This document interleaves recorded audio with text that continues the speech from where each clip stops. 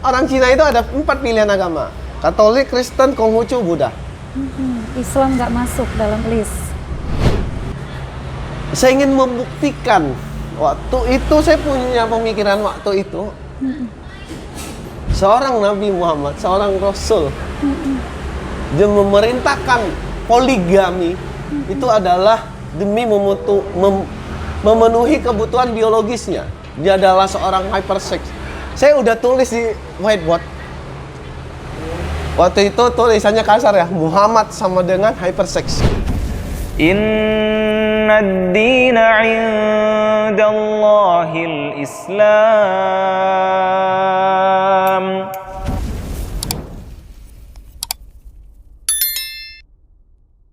Bismillahirrahmanirrahim. Assalamualaikum warahmatullahi wabarakatuh. Masih di channel Kisah Hijrahku bersama saya Yuli Puspitasari dalam kisah Inspirasi Mu'alaf. Alhamdulillah hari ini saya kembali bisa sharing hijrah bersama seorang mu'alaf yang perjalanan hijrahnya luar biasa. 5 tahun beliau mempelajari Al-Quran hanya untuk menjatuhkan Islam. Bagaimana kisah selengkapnya? Yuk sama-sama kita sapa. Assalamualaikum. Waalaikumsalam warahmatullahi wabarakatuh. Apa kabar kok? Alhamdulillah baik banget. Masya Allah, luar biasa. Allahu Akbar. Allahu Akbar. Allahu Akbar. Kok sebelum kita masuk ke perjalanan hijrah, Oke. nama kok Wendy, nama asli siapa? Nama saya ya, karena saya keturunan Tionghoa, ini di channel lain belum ada nih. Nama dari keturunan Cina itu ada 2 nama, nama Indonesia dan nama Mandarin. Nama Mandarin saya adalah Pyong Fon Chin. Pyong itu marga Fang, internasionalnya Fang ya. Fon Chin itu kebahagiaan dan cinta itu artinya di Mandarin. Masya Allah. Nah, kalau untuk nama Indonesianya yang resmi itu Wendy saja, cuma Wendy. Kalau untuk Lofu, kan sering nih orang taunya Lofu. Kalau di Instagram juga saya udah telanjur pakai itu gitu, Lofu. Lofu itu sebenarnya panggilan waktu aku masih nakal. Jadi tujuannya sih dari teman, udah biarin aja tetap dipakai. Biar teman-teman lamamu melihat ini. Kan teman saya ada yang muslim, ada yang kafir. Saya lebih suka menyebut kafir daripada non-muslim ya. Ada yang kafir dan ada yang muslim. Nah, biar yang muslim ini mendapatkan hidayah, kembali lagi ke jalan yang hak. Jalan yang benar. Ya, kalau untuk teman-teman yang kafir, semoga dia mendapatkan hidayah. Seperti itu.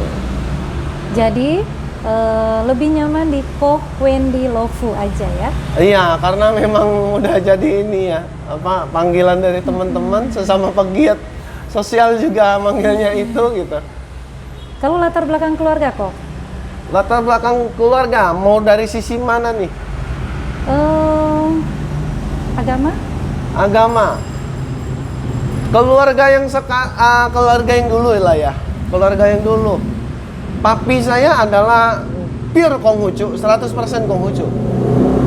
Nah, kalau mami saya itu Katolik banget dah. Nasrani banget. Dia juga aktif di kegiatan gereja. Ya kalau di gereja, alhamdulillah pasti kenal dengan mami saya, gitu. Dia salah satu senior. Salah satu aktivis ya, gereja. Lebih enaknya sebutnya senior lah ya. Nanti dibilang aktivis, ada yang tidak terima gitu. Saya juga udah dari kecil memang sudah diajak sama mami itu untuk di Nasrani. Karena pilihannya itu ada 2, mau Nasrani atau Konghucu.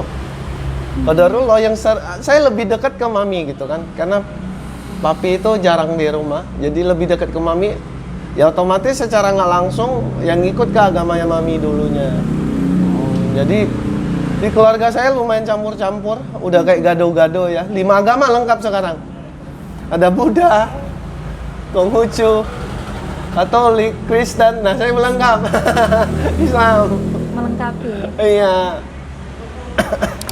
Kalau sekolah kok Saya sekolah dari TK itu TK Cahaya namanya. Itu masih punya Nasrani, Yayasan Nasrani. SD Bruder. Bruder ini orang yang tarafnya di bawah pastor, di bawah frater. Ada pastor, frater, terus Bruder. Nah, saya sekolah di sekolah yang namanya SD Bruder. Sekolah lagi lanjut ke SMP Bruder.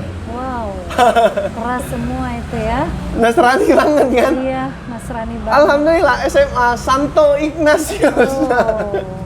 Lengkap. Jadi kalau ada isu di luar sana, saya kedoktrin orang lain, apalagi karena perempuan, adalah segelintir isu seperti itu.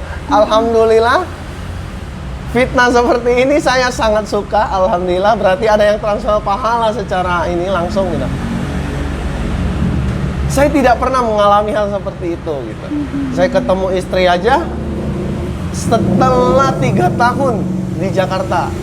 Dan 3 tahun itu setelah saya udah masuk Islam, kenal dengan MCI, Mualaf Center Indonesia, mulai belajar tentang Islam. Setelah 3 tahun saya baru ketemu dengan istri saya ini gitu. Jadi murni hidayah itu datang benar-benar bukan karena perempuan gitu ya. Gini, saya sebenarnya agak malu ketika dibilang hidayah ini diberikan oleh Allah gitu. Saya sangat malu.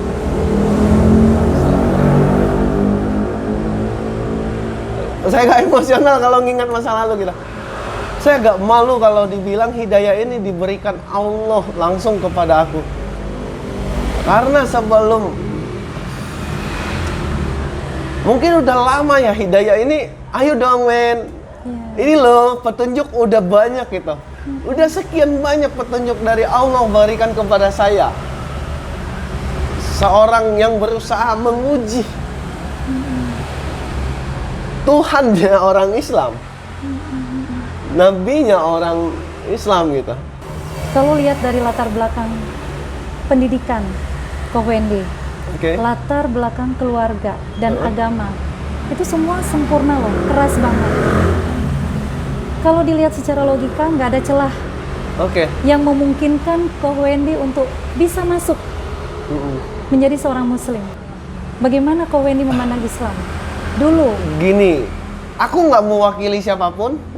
Aku hanya mewakili saya saja. Jadi saya berharap tidak ada yang tersinggung setelah saya menyampaikan ini.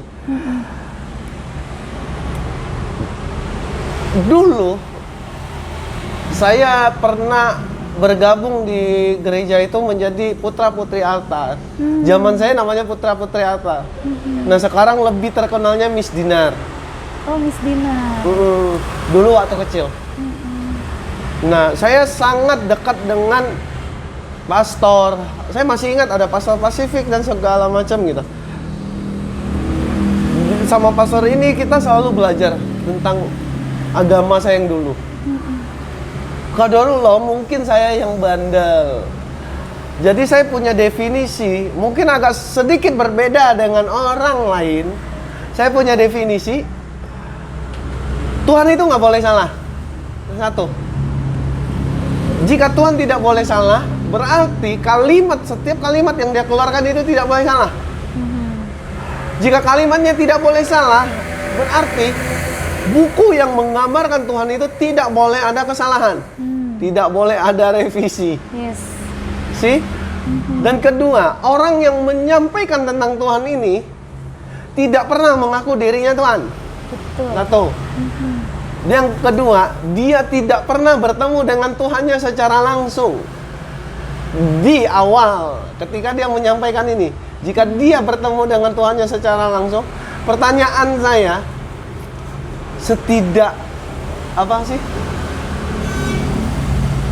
segabut itukah Tuhan gitu? Waktu itu saya berpikir begitu. Untuk mengutus seorang nabi, dia harus ketemu dulu dengan nabinya. Saya rasa tidak seperti itu cara main Tuhan gitu. Jadi ada beberapa agama yang pernah saya coba. Karena buat saya orang Cina itu ada 4 pilihan agama. Katolik, Kristen, Konghucu, Buddha. Islam nggak masuk dalam list. Saya punya mindset, kalau dulu nih, kita duduk berdua begini itu hal yang mustahil. Kita ngumpul bareng seperti ini tuh hal yang sangat mustahil. Karena sedemikian bencinya saya terhadap Islam. Masya Allah. Saya nggak tahu didasari apa. Saya cuma melihat orang Islam, aku benci. Masya Allah. Nanti Seperti kamu itu ya? akan seperti mereka. Itu yang ada di kepala saya. Seperti itu. Nah, jadi dari 4 agama yang dulu mungkin tidak masuk kriterianya saya. Qadarullah, karena 4 agama ini udah nggak bisa. Gue orang Cina nih, masa gue nggak punya agama? Oke lah, berarti Tuhan itu nggak real. Tapi kok masih ada agama yang wow banget gitu loh. Dan di mindset saya waktu itu udah salah tapi banyak pengikutnya. Gue pengen hancurin nih Islam. Itu yang Ada di sempat pikiran terbesit. saya. Bukan terbesit lagi, memang saya lakukan. Allahu Akbar. Dan itu sudah sempat berjalan. Dulu kan ada Kaskus segala macam. Nah di Kaskus itu Felixio sama Agim lagi naik-naiknya.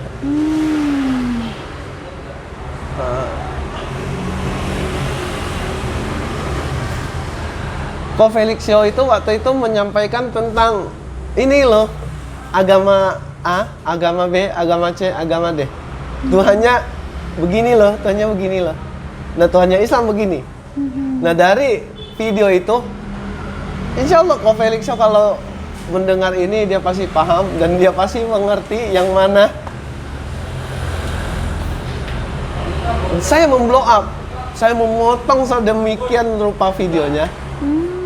Saya potong sehingga terkesan kalau Felixio ini menghina agama lain.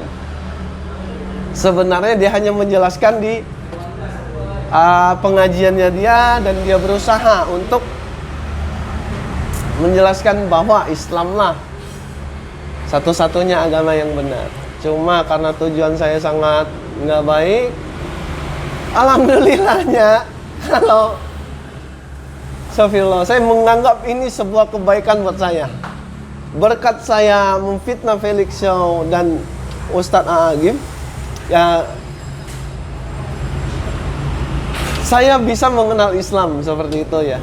Dan alhamdulillahnya dari semua yang pernah saya alami, saya tidak pernah, lebih tepatnya dikatakan menyesal atau tidak, di antara iya dan tidak juga. Di satu sisi menyesal melakukan, tapi di sisi lain dari situ pintu hidayah Iya, terbuka ya. Jalannya Allah ya. Seperti itu. Jadi Ustadz Felixio kalau nonton ini pelakunya ya Ustadz. Nggak, Felixio udah tahu. Jadi Udah saya tahu. udah ketemu berkat Koseno. Ini admin utamanya Muhammad Center Indonesia. Saya bilang, kok saya pengen ketemu Agim dan Felixio. Qadarullah, Agim sampai sekarang belum ketemu secara pribadi. Sama Felixio langsung menyetujui. Masya Allah. Yang kita kenal kata orang radikal ya sekarang ya. Saya nggak tahu bagaimana dia bisa disebut radikal. Definisi radikal itu orangnya keras. Buat saya ya, orangnya keras. Orang yang radikal itu pemahamannya sesat. Orang radikal itu mengerjakan sesuatu yang sulit gitu. Yang keras lah. Kehidupannya keras sehingga menyebabkan dia menjadi radikal. Itu definisi saya, kalau salah ya maaf gitu. Ketika saya ketemu sama beliau, dia setuju dan kami ketemu di hari berikutnya. Dia langsung memeluk saya. Masya Allah. Seharusnya saya tuh di jalan itu berpikir, dia mau nampar saya, mau ninju saya, silahkan dah, mau ditendang. Pasrah ya. Udah pasrah. Karena saya sangat senang saya bisa ketemu dengan beliau, menghapus perasaan bersalah saya.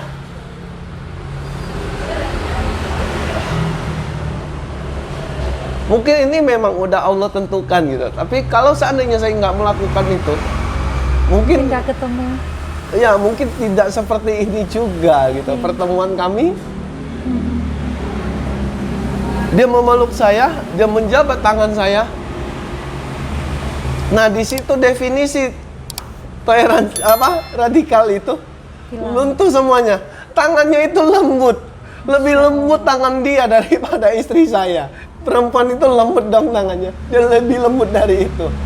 Bagaimana saya bisa mencap dia radikal? Orang yang kerjanya kantoran berdakwah seperti itu, gimana kita ngomong dia radikal? Mematahkan. Ya itu anggapan mematahkan semuanya ketika saya bertemu beliau di tahun 2019 kak. 18 atau 19 kalau saya nggak salah. Kurang lebih seperti itu. Jadi, Ko Wendy kembali ke fitrah di tahun 2018. Nah, saya sedikit menjelaskan ya. Di tahun 2018 November kalau tidak salah, itu saya syahadat ulang dibimbing, disaksikan oleh Kohani Kristianto. Selaku waktu itu dia sebagai ketua Mualaf Center Darul Salam. Saya disaksikan sama beliau, saya berinteraksi dengan beliau selama 3 bulan untuk meyakinkan lagi keislaman saya. Dan qadarullah, menurut beliau, secara tidak langsung saya sebenarnya udah kafir lagi waktu itu. Nah, lebih baik lu syahadat ulang. Karena kita nggak tahu, jangan-jangan dosa-dosa yang saya lakukan selama kurun waktu itu, saya ini melakukan banyak kesalahan. Memang sih ada kesalahan-kesalahan yang saya anggap remeh gitu. Sebenarnya itu dosa yang sangat besar. Nah, saya mulai mengenal Islam lebih dekat itu di tahun 2018. Tapi ada fase di mana kurang lebih 4 atau 5 tahun sebelumnya, itu saya syahadat bersama namanya Andi Maulana. Dia yang membantu saya keluar dari dunia nakal saya. Dan ketika saya sudah bertobat, dia yang mengantar saya masuk Islam. Dia yang mensyahadatkan saya pertama kali. Seperti itu.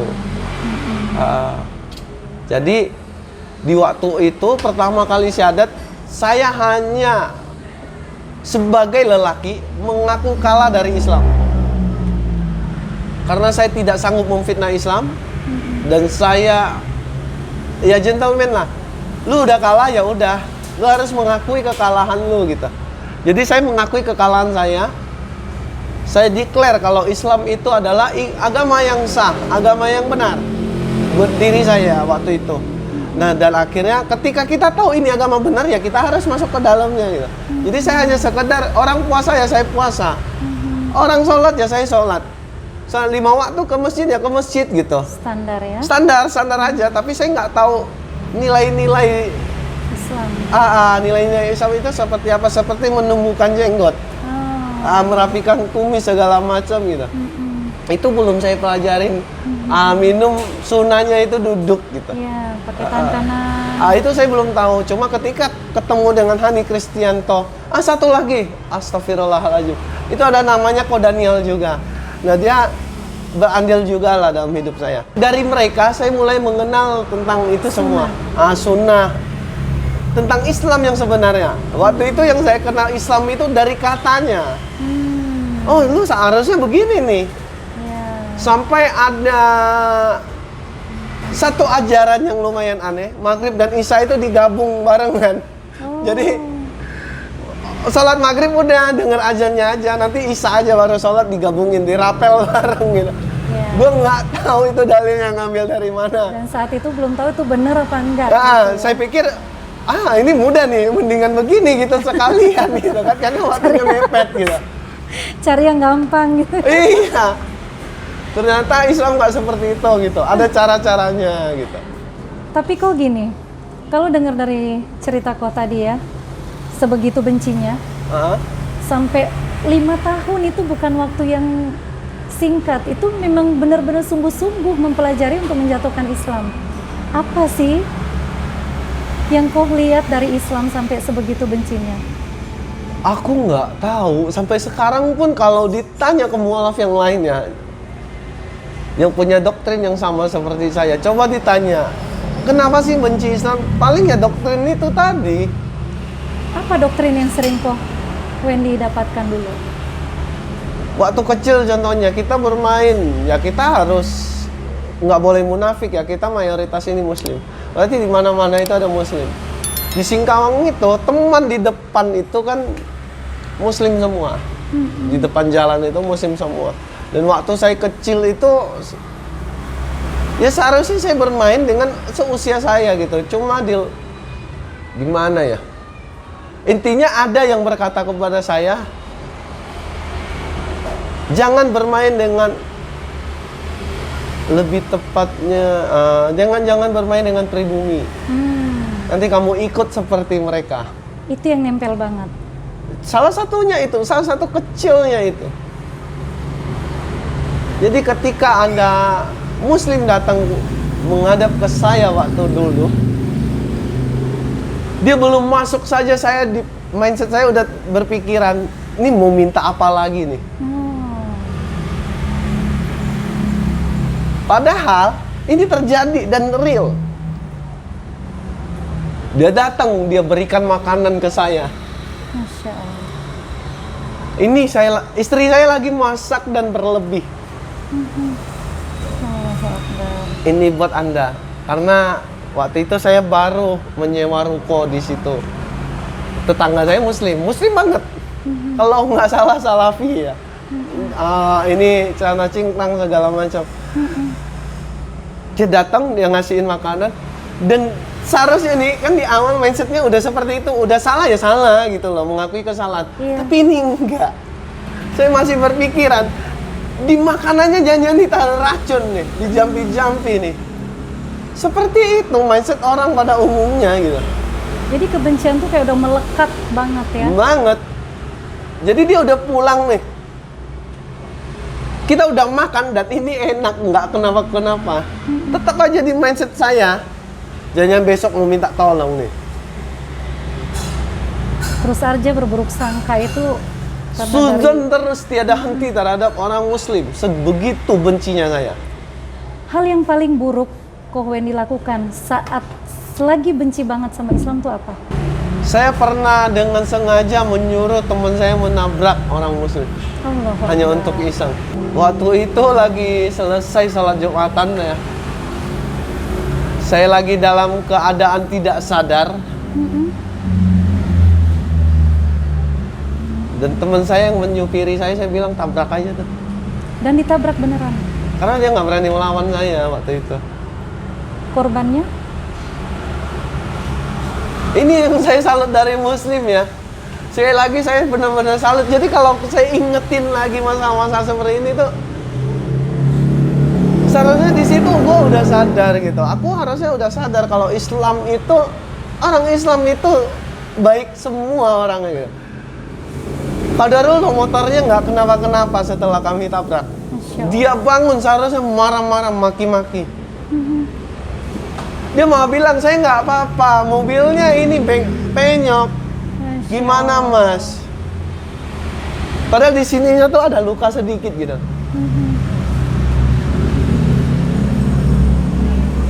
Dengan sombongnya saya menawarkan uang. Situ butuh berapa juta buat ini?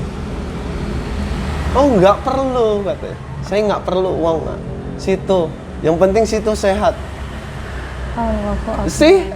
Astagfirullahaladzim. Luar biasa. Aduh. Saat mempelajari Al-Quran dan hadis 5 tahun itu, apa yang dilakukan Ko Wendy untuk mempelajari itu? Dulu kita, jangan kita deh, nanti malah yang lain tersinggung, merasa saya mau ngajak-ngajak ya. Dulu saya bersama tim, itu ada 20 orang. Tugasnya yang mengadu domba Islam, mencari bukti kalau ada kesalahan di Islam. Dan saya juga sempat membayar orang untuk melakukan itu. Wow. Jadi saya mempelajari Islam dari Islam itu kan tergabung dari beberapa contohnya yang udah pasti itu ada bukti tanda-tanda di kehidupan di bumi ini. Betul. Contoh yang paling simpel, yang pasti kita udah bisa dilihat di YouTube deh. Dua laut yang bertemu tapi tidak saling menyatu. Ar-Rahman. Ini kan sekarang udah banyak gitu loh, udah viral di mana-mana. Salah satu contohnya itu. Nah, di Islam, di Al-Quran ini kita bisa menemukan itu semua gitu. Jadi contoh yang paling konkret, saya harus mencari apa yang dibenci oleh orang banyak. Dan waktu itu ada satu yang dibenci orang Muslim itu sendiri. Pada kebanyakan Muslim sendiri, terutama perempuan. Jika saya menyebut perempuan, udah tahu arahnya kemana. Saya ingin membuktikan. Waktu itu saya punya pemikiran waktu itu. Seorang Nabi Muhammad, seorang Rasul, dia memerintahkan poligami. Itu adalah demi memenuhi kebutuhan biologisnya. Dia adalah seorang hypersex. Saya udah tulis di whiteboard. Waktu itu tulisannya kasar ya, Muhammad sama dengan hypersex. Ayatnya sekian. Hadisnya ini yang menguatkan tentang poligami. Saya cari celahnya. Kesalahannya di mana sih? Berarti saya harus balik. Saya harus berada di posisi pada tahun itu. Saya mencari sejarah tentang 1400 tahun yang lalu dan ternyata di hadis lengkap. Secara samar-samar kalau kita gabungin pelan-pelannya, mungkin nanti kalau yang nggak percaya tentang ini, boleh pelan-pelan mengumpulkan tentang hadis yang jutaan, apakah ribuan hadis yang sahih ini. Kalian gabungkan pelan-pelan, kalian akan ketemukan sejarah di mana 1400 tahun yang lalu poligami itu diturunkan pelan-pelan. Dimulai dari pemusnahan perbudakan. Iya, betul. Setelah perbudakan, dulu 1400 tahun yang lalu, sekali lagi, jika poligami ini tidak ada, maka sekarang wanita akan tersiksa. Karena lelaki menganggap wanita itu layaknya sampah. Bisa ditukar. Gue udah bosan nih, buat lo aja. Oh, lu mau coba? Nih buat lo. Ada zaman seperti itu. Dan ada zaman di mana seseorang lelaki yang kaya, seseorang lelaki yang mampu pada waktu itu memiliki lebih dari 100 istri. Ini cara Rasulullah, cara Islam, cara Allah memuliakan wanita. Dengan cara, lu laki-laki nih, gue batasin lu. Nikahilah 2, 3, atau 4 wanita yang lu sukai. Hanya sampai 4. Itu Tapi masih koma. Dan cara menjinakkan lelaki, jika kamu tidak sanggup berlaku adil, maka cukup nikahi satu saja. Oke? Jika kita sebagai lelaki yang punya hati nurani, jika lu udah sadar lu nggak sanggup adil, kenapa lu mau nikah 2, 3, 4 gitu lah. Insya Allah ya. Sih? Tapi qadarullah, dari semua hadis yang saya kumpulkan dengan ayat-ayat yang ada, itu malah menunjukkan Islam itu memuliakan wanita. Jadi definisi Muhammad sama dengan hypersex, gua coret, gua hapus.